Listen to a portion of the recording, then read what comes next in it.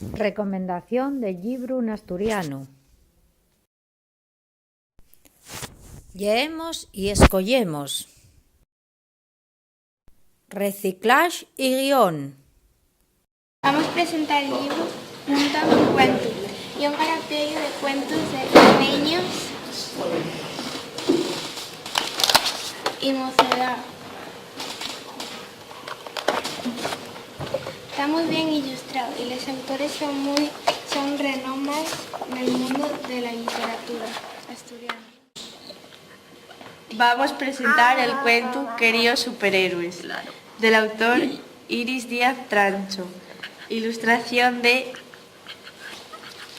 Gloria Caballo. Voy a leeros un cacho.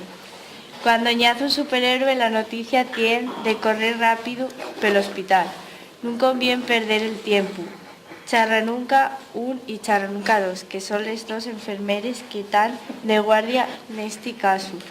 Son les encargadas de averase a la madre y al ñacaru, míralos a los huellos y confirmar el acontecimiento.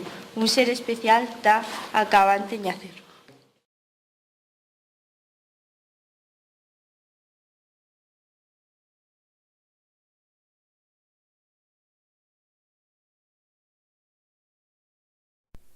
Embisquemos un poquillín.